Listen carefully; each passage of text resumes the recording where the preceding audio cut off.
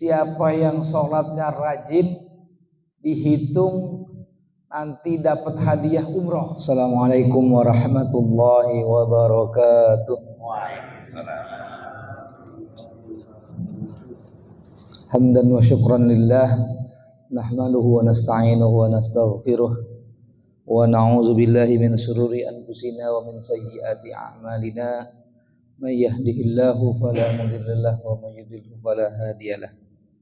Hadratul mukarramun, para jamaah taklim malam Sabtu di masjid yang mulia ini, Masjid Nurul Hilal. Alhamdulillah, malam ini saya mencoba lagi numpang lewat mau ke Kapuk, jadi tidak bisa memberikan apa-apa.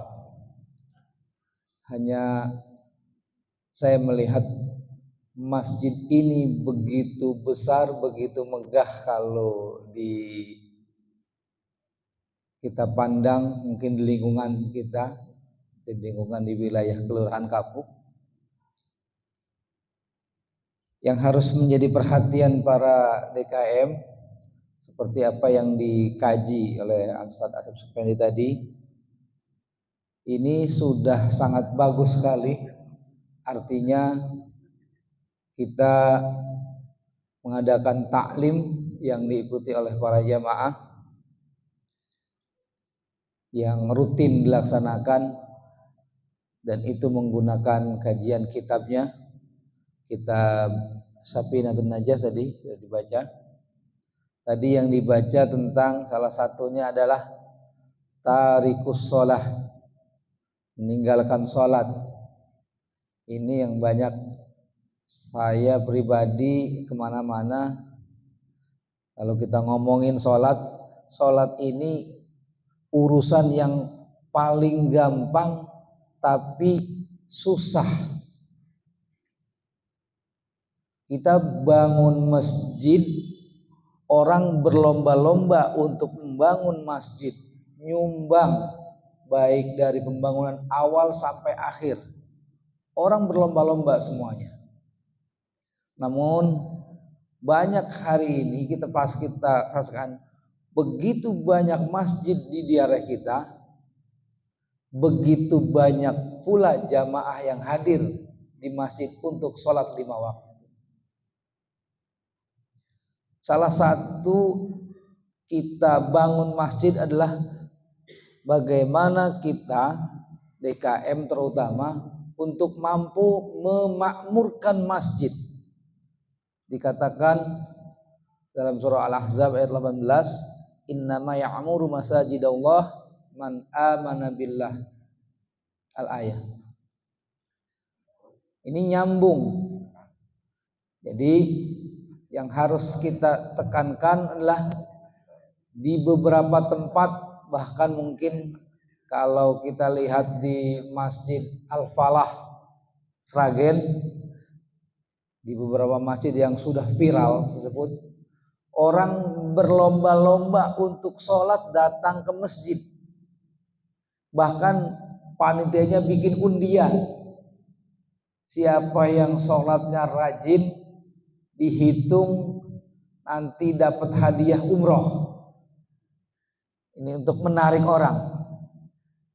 Mungkin kita juga perlu terobosan supaya jamaah yang ikut sholat, yang ikut pengajian, supaya berbondong-bondong datang ke masjid. Mungkin DKM punya kiat-kiat tersendiri untuk itu, boleh ngajak orang untuk ikut pengajian di masjid, gampang-gampang susah. Sama ketika kita ngajak orang untuk sholat berjamaah, dipanggil udah, digroin udah, diingetin tiap Jumat. Pasti tuh tiap Jumat diingetin. Tapi yang begitu, yang melengos-melengos, yang ikut datang dia lagi, enggak di mana-mana, sama. Saya di tempat saya begitu. Main ke rumah mertua begitu juga, polanya sama. Dan kunjungan kemana-mana ke beberapa masjid hampir sama. Ini menjadi PR kita. Saya di DMI dengan para DKM, saya kira ini perubahan zaman. Orang mungkin sudah lebih banyak mengenal HP. Kita sekarang ini mata kita lebih banyak tertuju ke media HP kebanding pengajian. Ya. Kalau sekarang ini yang namanya pengajian hampir sepi, apalagi mohon maaf pengajian yang mengkaji kitab kuning. Tapi kalau istilahnya pengajian dengan kajian itu sudah agak beda. Kalau anak muda sekarang demennya kajian, bukan pengajian. Intinya sama, yang diisi sama, cuma polanya saja yang sedikit berbeda.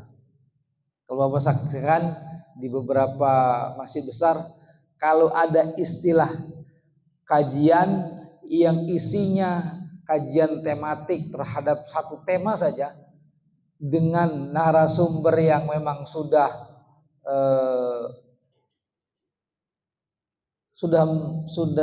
terkenal, artinya di YouTube dan segala macam, itu orang berlomba-lomba hadir, bahkan berebut. Dari sini dia bisa pergi ke beberapa masjid yang lain, berebut berbondong-bondong. Materi yang disampaikan oleh narasumber sama yang disampaikan Pak Asep, sama yang disampaikan guru-guru kita di masjid ini. Tapi mereka anak muda sekarang ini lebih banyak berlomba-lomba hadir di majelis yang istilahnya ya antara tadi kajian Islam tematik, itu lebih berbondong-bondong ke sana kebanding ke pengajian yang rutin dilaksanakan di beberapa majelis taklimnya. Boleh Bapak tanya karena anak muda Bapak sekalian. Ini jadi PR kita di beberapa tempat. Kalau ada kajian sesuatu, itu pasti anaknya minta, Pak ada kajian ini di Istiqlal, pasti berangkat. Padahal di masjidnya banyak pengajian, isinya sama. Nih jadi PR kita juga, bagaimana kita mengemas pengajian ataupun kajian di masjid, di mushola supaya lebih menarik, dan bagaimana caranya menggait terutama anak-anak muda. Karena ini kader-kader kita ke depan, kalau udah nggak ada kita, udah nggak ada umur, siapa lagi? Imam baik itu muazin udah harus kita regenerasi, Pak. Harus kita persiapkan. Anak muda disuruh tampil. Bukan saya mengatakan anak muda bagaimana, tapi ini jadi pilot kita. Jangan sampai ya umur siapa yang tahu? Nggak ada yang tahu umur kita kapan berakhirnya. Tetapi ada batasnya usia kita. Saya hari ini merasa ternyata udah tua juga.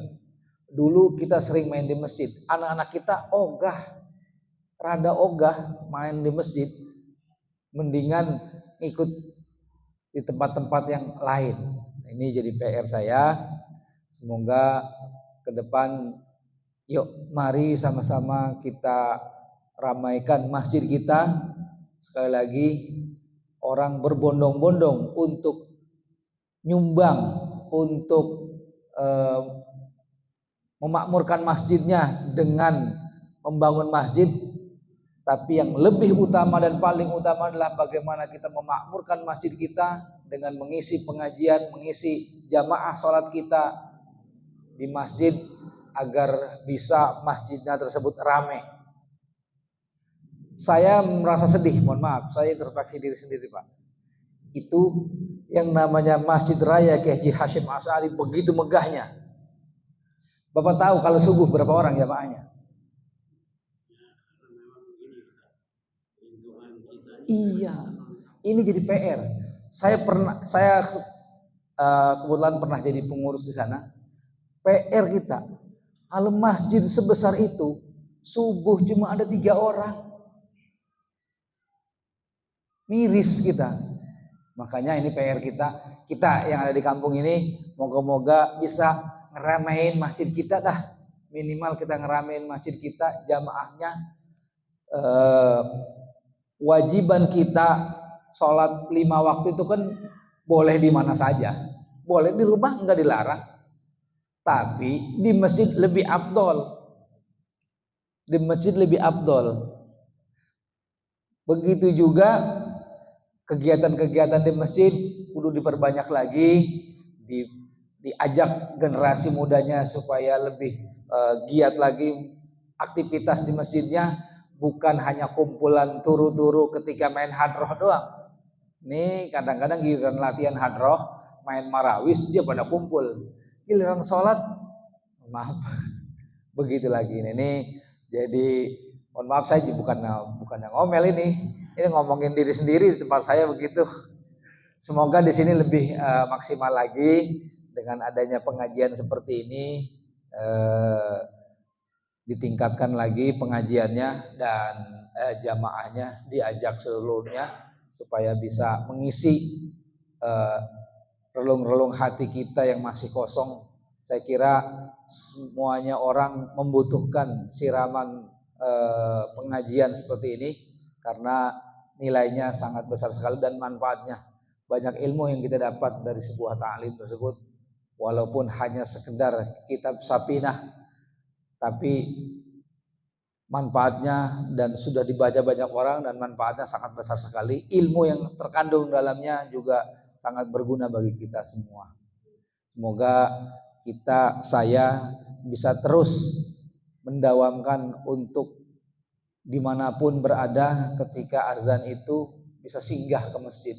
Saya mengupayakan diri saya, minimal diri saya, sebisa mungkin saya itu kalau sholat saya upayakan di masjid. Ini saya Pak, pengalaman saya berbagi aja. Pokoknya dimanapun kalau masih bisa kesempatan untuk hadir di masjid, saya selalu sholat di masjid. Makanya anak saya bingung, mentang-mentang nama saya Hazami, orang sebut kalau masjid Jami. Jadi kalau ada masjid, ayah mah mampir mulu di mana-mana, pergi-pergi ada masjid mampir, Mentang-mentang namanya deket sama Masjid Jami gitu. Ya sekian, nama saya kebetulan Muhammad Hazami, saya tinggal di Duri Kosambi, dekat pesantren Al-Quran. Ini lagi kunjungan aja, kebetulan nemenin Ustadz Asep. Saya kebetulan masih diamanatin untuk menjadi Ketua Dewan Masjid Indonesia Kecamatan Cengkareng. Mohon dimaklum apabila ada kealpaan, kesalahan. Saya bukan tukang ngajar, cuma biasa tukang jalan dari masjid ke masjid saja.